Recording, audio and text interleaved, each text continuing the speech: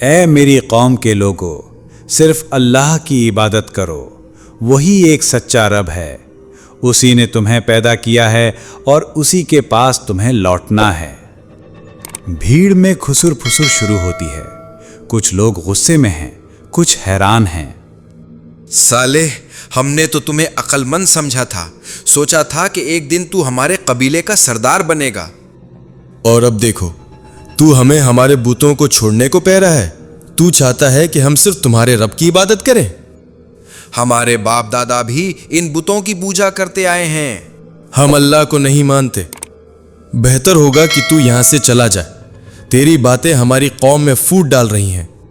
میں تم سے کسی انعام کی امید نہیں کرتا، میں تو صرف تمہیں وہ پیغام سنا رہا ہوں جو میرے رب نے دیا ہے، اور یاد رکھو اللہ کی نشانیوں کو ٹھکرانے والوں پر اس کا عذاب ضرور آتا ہے۔